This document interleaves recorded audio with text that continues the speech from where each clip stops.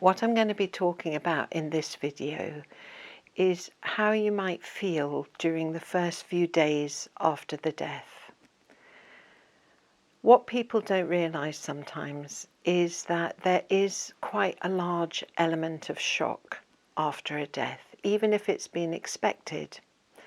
And that really shows itself in lots of different physical ways. You might find that you're crying a lot or you're not crying at all. Sometimes people don't, and that's absolutely normal. You might feel that you can't believe what has actually happened, even if you were expecting it.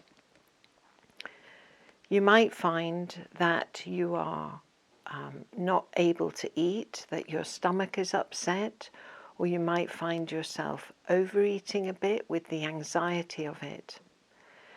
And that also is something that can be quite difficult at the time after a death, and that is the level of anxiety people feel.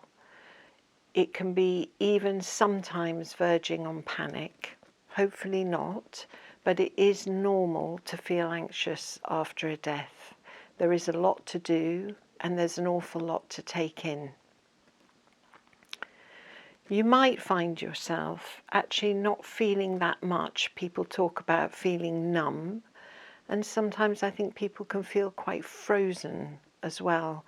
They're sort of like a deer in the headlights. They don't know what to do. And there is a lot to do, but at the same time, it's quite important to think about what you actually need yourself. You might not be sleeping very well. You might have early morning waking, or you can't get to sleep.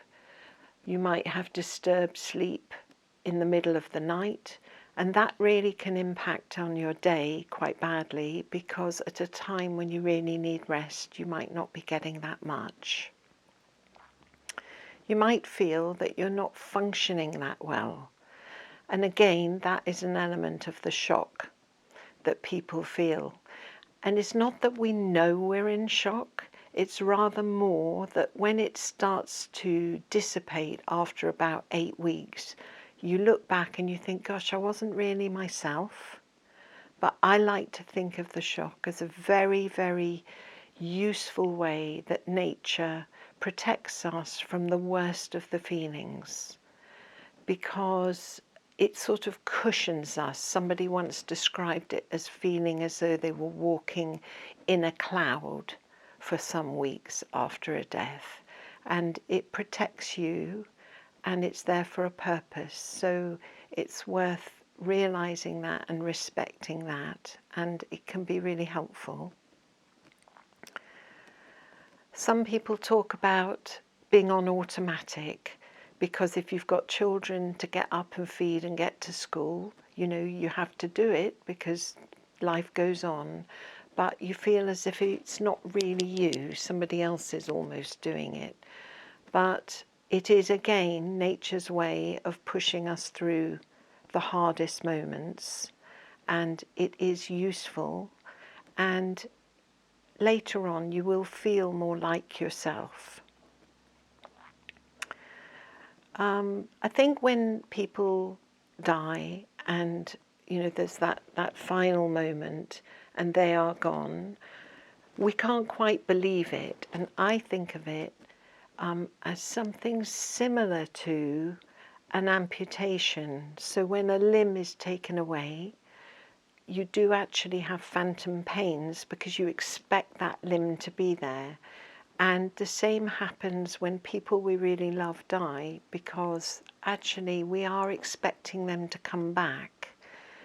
And we expect the door to open, we expect the phone to ring or the text to come in, we expect them to be in the house, and that's very hard, but it's very natural to feel that way. And the other feeling that can be quite difficult is sort of remembering what's happened at the end. And I'm going to talk a bit more about that in another video. So the sort of physical feelings you might have might be that your body feels very heavy, like you're walking through mud. You might have stomach problems, you might have headaches. That's quite stress-related physical feelings. Again, I said about disturbed sleep and eating patterns, and sometimes people even feel physical pain, because grief actually is very, very painful. It does hurt our heart and it does affect our bodies. So what can you do to help yourself? How can you care for yourself? Well, the biggest thing I think is to rest, because grief is really, really tiring, like in your bones, fatiguing. So if you can just lay down on the sofa or the bed and have a nap or just rest, that's really going to help you. Remember to try and eat even when you don't feel like it, because you need to keep your energy up for what you need to do in the coming weeks. And do ask for support and do take it when it's offered. It's very easy to isolate yourself, especially in early grief. And people do want to help you. So I would recommend, if somebody says they'll pick up your kids or get you some groceries or can they bring you a meal, just say yes. It'll really help. And lastly, I just want to say that you are okay and this is going to be all right in the end.